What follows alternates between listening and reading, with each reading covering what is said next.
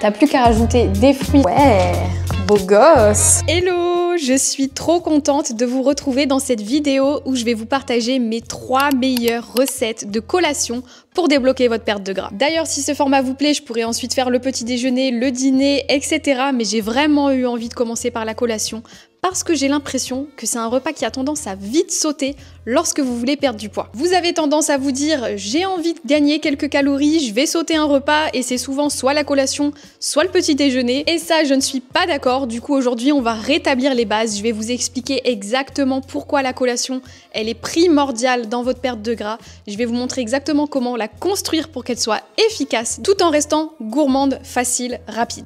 Déjà, reprenons les bases. Pourquoi elle est primordiale dans votre perte de gras? Numéro 1, elle va réguler votre glycémie. Donc elle va éviter les pics de sucre dans votre sang et du coup, vous allez avoir moins envie de sucre. Ce qui est pas mal quand on essaye de perdre du gras. Numéro 2, elle va aussi éviter les fringales. Donc vous allez arriver au repas suivant avec moins envie de tout dégommer. Numéro 3, elle va vous aider dans le maintien de votre masse musculaire parce que ici, on parle en perte de gras. Donc vous voulez bien évidemment perdre le gras et non pas le muscle. Le muscle, on veut le garder. Il faut une collation protéinée. Numéro 4, elle améliore votre satiété. Donc c'est-à-dire que vous allez arriver au repas suivant avec moins envie de tout dégommer. Encore une fois, vous allez avoir moins de sensation de faim entre les repas. Vous voyez cette envie de dégommer tout votre frigo en faisant à manger le soir? Eh bien rassurez-vous, avec la collation adaptée, vous n'allez plus avoir envie de faire ça. Et numéro 5, elle va vous aider au niveau de votre performance et de votre récupération. Donc si vous faites une activité physique, la collation a un rôle primordial. Je me répète, mais c'est tellement important. Alors déjà, ce qui est très important lorsque vous faites une collation, c'est de venir la tourner autour de votre source de protéines. Donc la source de protéines, ça peut être un fromage blanc, un skyr, ça peut être des œufs, peu importe. Ensuite, vous allez avoir vos fibres. Donc ça peut être un fruit, ça peut être même des légumes par exemple. Si vous avez choisi une omelette, vous pouvez rajouter des légumes dedans. Ça peut être également un pain complet ou des flocons d'avoine. Et ensuite, vous avez votre source de lipides. Donc ça va être des amandes, des noix, du beurre de cacahuète, un peu d'avocat ou même un peu d'huile d'olive avec votre omelette par exemple. Et là, bien évidemment, vous avez compris que je vous parle d'une collation complète et riche en protéines. Je suis pas en train de vous parler du vieux pitch qui traîne au fond du placard que vous allez voler à votre enfant parce que vous crevez la dalle. Je pense que sur ça, on s'est bien compris. Et d'ailleurs, je te recommande vraiment de regarder la vidéo jusqu'à la fin parce que je vais te partager exactement pourquoi je choisis tel ou tel ingrédient, pourquoi je complète avec telle ou telle chose ma collation pour qu'elle soit adaptée à mes objectifs. Du coup, si tu as envie de te régaler à la collation tout en perdant du gras, let's go! On se retrouve en cuisine pour la toute première recette qui va être un pudding de chia. Donc c'est vraiment une recette qui est hyper simple à faire, hyper rapide et qui est aussi très gourmande. Alors forcément, vous allez avoir besoin des graines de chia. Pardonnez-moi s'il vous plaît, je ne sais pas comment on dit. On entend tout et son contraire. On entend chia, on entend kia, on entend chia. Donc aujourd'hui, on va dire chia, comme ça c'est un petit mélange des deux. Comme ça, je suis pas trop loin si jamais c'est l'un c'est l'autre. Mais en vérité, je pense qu'on peut le dire de plusieurs manières différentes. Mais bon, peu importe, je vais vous montrer comment faire cette merveille. Donc on a besoin en fait 3 ingrédients plus un fruit, donc le topping ce que vous allez mettre au-dessus. Donc c'est vraiment hyper simple et rapide. On a besoin du lait végétal ou du lait de vache, peu importe, les graines de chia, du sirop d'agave et le fruit de votre choix pour mettre au-dessus. Moi aujourd'hui je vais mettre des myrtilles, mais sinon d'habitude j'aime bien aussi mettre du kiwi. En plus vous n'allez même pas avoir besoin de peser, on a juste besoin d'une cuillère à café et on va pouvoir tout faire avec ça.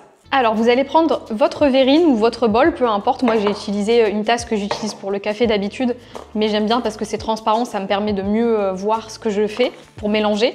Vous allez prendre 3 cuillères à soupe de graines de chia. Donc ça c'est pour une portion. Et ensuite on va venir mettre 8 cuillères à soupe de lait. Donc c'est en fait un petit peu plus du double. Et là vous allez juste mélanger. Faites attention de vraiment bien mélanger. Vous allez rajouter votre sucrant. Donc moi je viens mettre du sirop d'érable, l'équivalent d'une petite cuillère à café. Et on revient bien mélanger. Le porridge est prêt. Donc vous avez vu, pour l'instant il est encore liquide, il faut le mettre au frais. Donc je vais venir le mettre au frigo. Et après quelques minutes au frigo, c'est déjà prêt. T'as ton pudding qui est là. T'as plus qu'à rajouter des fruits sur le dessus. Moi j'adore les myrtilles, donc je vais rajouter des myrtilles, mais ça peut être peu importe ce que tu veux, des fraises, des kiwis. Bien évidemment, privilégier quand même un fruit de saison. Bon, c'est pas mon cas pour ici. Je repasserai pour les conseils du coup, mais la meuf, je te jure. Et c'est déjà prêt, ta collation elle est prête en vraiment littéralement 5 minutes chrono. Alors maintenant que c'est prêt, justement je voulais revenir sur pourquoi les graines de chia sont un super aliment. C'est une graine qui est riche en protéines, qui est riche en fibres, donc ça c'est super, surtout si vous êtes sur une alimentation végétarienne ou que vous essayez justement de consommer moins de viande et que vous avez besoin d'aller chercher vos protéines un peu ailleurs. Je goûte pour être sûr que je vous empoisonne pas. Trop bon, vous pouvez refaire la recette. Elle est également source de vitamine C, c'est un super antioxydant. Elle est également très riche en lipides oméga 3, minéraux, enfin bref, c'est, comment dire, elle porte super bien son nom quand on l'appelle super aliment quoi.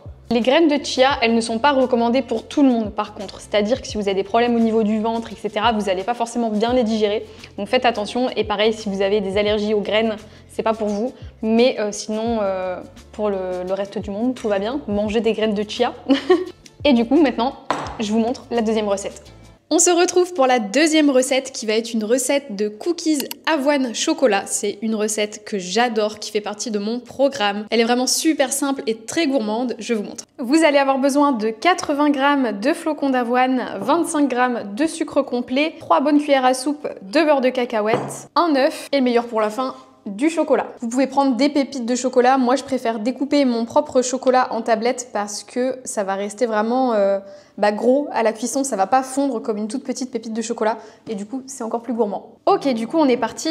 Il vous faut l'avoine, le sucre. On va rajouter un œuf. Hop là. Il vous reste à bien mélanger, bien casser votre œuf.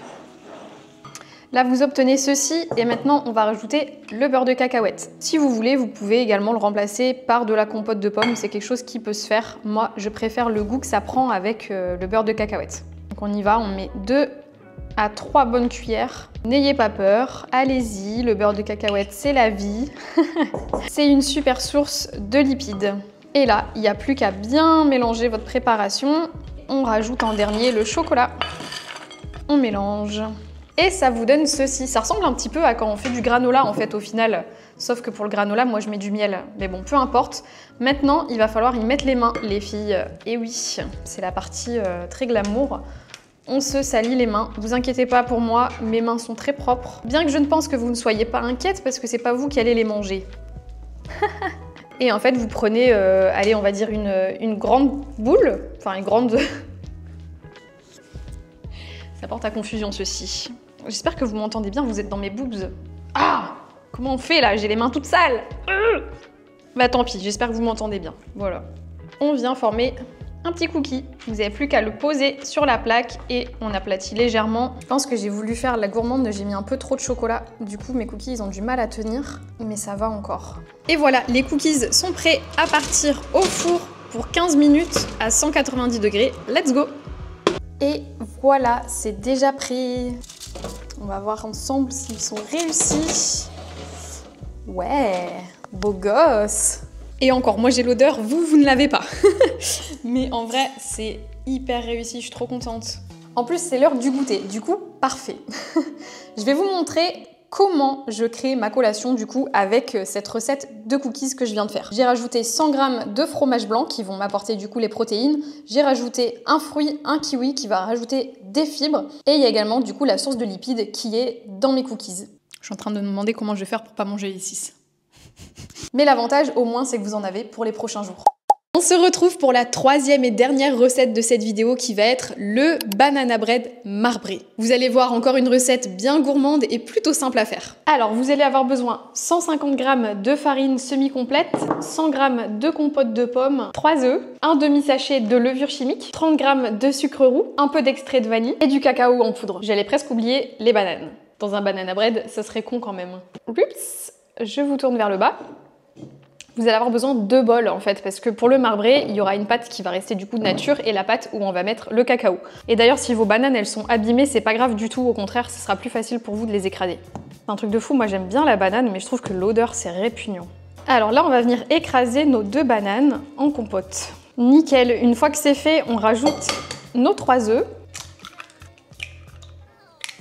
Et pareil, on revient bien mélanger. Ok, on vient mettre la compote. En fait, on met tous les liquides ensemble. Je viens mettre un peu d'extrait de vanille. Voilà, tu remélanges bien. En gros, ça te fait une méga omelette à la banane. Et une fois que tu as ça, on va venir rajouter la farine. Moi, j'aime bien venir la tamiser parce que du coup, il n'y a pas de grumeaux. Ok. Et ben là, t'as plus qu'à tout incorporer la farine petit à petit. Hop là, sans en foutre partout. Pas comme moi. N'oubliez pas de rajouter la levure, j'allais oublier. Là, c'est un peu le moment où tu peux rajouter tout ce que tu veux dans ta pâte à banana bread en fait. Tu peux rajouter des pépites de chocolat si tu veux, des noisettes, peu importe. Moi, je préfère quand il est nature parce qu'il y aura déjà le marbré qui sera au cacao.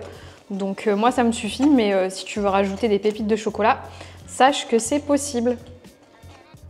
Nickel. Une fois que tu as obtenu ça, tu vas venir diviser ta pâte en deux. Donc tu vas venir mettre la moitié ici dans ce pot. Donc c'est à peu près la moitié, hein. Ça doit pas être exact, mais tu viens vraiment diviser en deux ta pâte. Voilà. Et tu vas venir ajouter le cacao dans la deuxième partie. Donc moi je prends 2 belles cuillères, 1 et 2. Et tu reviens bien mélanger. Oh non, j'en ai foutu partout. Ça, le cacao, c'est un truc de fou, c'est hyper volatile, hein. Ok, et du coup, tu te retrouves avec ta préparation au cacao et ta préparation classique. Alors pour la suite, tu vas juste avoir besoin d'un moule. Moi, je préfère les moules en silicone parce que du coup, c'est hyper simple pour démouler. Mais si tu n'en as pas, tu peux juste beurrer un moule classique. Et là, tu vas commencer par verser ta première pâte, donc la pâte normale à la banane. Tu viens mettre juste un peu au fond, histoire de créer ta base. Et tu viens superposer avec une deuxième couche avec la pâte au chocolat. Donc si on n'a pas tout partout, c'est pas grave, hein. Le but c'est pas que ce soit parfait. Tu reviens mettre un petit peu de pâte à la banane par-dessus et tu viens terminer par ce qui te reste en préparation au chocolat. Du coup, ça te donne ça. T'as plus qu'à prendre un couteau et tu vas venir faire les zigzags juste avant d'enfourner. Donc tu fais hop, droite-gauche tout au long. Et voilà, si t'es pas sûr, tu repasses une deuxième fois. Et c'est ça qui va te faire ton joli marbré. Maintenant que c'est prêt, ça n'a plus qu'à aller au four pendant 45 minutes. Hop, à tout à l'heure. Et nous, pendant ce temps-là, on n'a plus qu'à faire la vaisselle. Ok, il m'a l'air pas mal, notre ami, le banana bread. Donc 45 minutes à 190 degrés, pas plus, pas moins. Et vous vous retrouvez avec un banana bread moelleux à l'intérieur et quand même une croûte croustillante. Et ce que j'aime bien du coup avec les moules en silicone, c'est que c'est hyper simple à venir démouler. En fait, même directement après la cuisson, vous voyez, vous avez juste à appuyer en dessous et il se démoule vraiment tout seul, il n'est pas du tout accroché quoi. Donc ça c'est nickel. On va venir le sortir, hop, et je le pose sur ma planche à découper. Mais elle est quand même plutôt jolie. Ok, je vais venir vous montrer l'intérieur en espérant que ce soit pas un échec, parce que là sinon, ce serait catastrophique. Ah, joli! Mais en fait, je me suis rendu compte d'un truc en rangeant ma cuisine juste après avoir filmé la recette, c'est que j'ai oublié de mettre le sucre dedans. Donc tant pis, ce sera un banana bread sans sucre. Je suis pas sûre que j'y verrai beaucoup de différence en fait au final, donc c'est pas très grave. Hop là, franchement pas mal. Après, faites pas comme moi, attendez un petit peu avant de le couper, il va mieux tenir, sinon il va avoir tendance à se ramollir en le coupant. Mais c'était juste pour vous montrer le rendu. Pas mal, pas mal. Et vous avez un banana bread hyper moelleux à l'intérieur et croustillant à l'extérieur. C'est vraiment une recette de folie. J'aime trop cette recette. Enfin, je la connais par cœur, hein, vous allez me dire, parce qu'elle est dans le programme. Mais vraiment, je vous recommande de la refaire chez vous. C'est une dinguerie. Et je vous montre du coup à quoi ressemble la collation terminée. Donc vous avez la part de banana bread, vous avez ici un fromage blanc fouetté, je sais pas si vous connaissez, c'est trop bon. Et j'ai rajouté dedans mes myrtilles et en gros c'est la collation idéale. Ensuite comme ça j'enchaîne sur ma séance pilates d'ici une demi-heure. Je vais avoir de l'énergie, je vais me sentir bien, j'aurai pas de problème au niveau de la digestion parce que ça reste assez léger. Et puis ça va me permettre aussi de pas avoir trop faim sur mon repas de ce soir par exemple. C'est vraiment l'équilibre parfait entre mon repas du midi et mon repas du soir.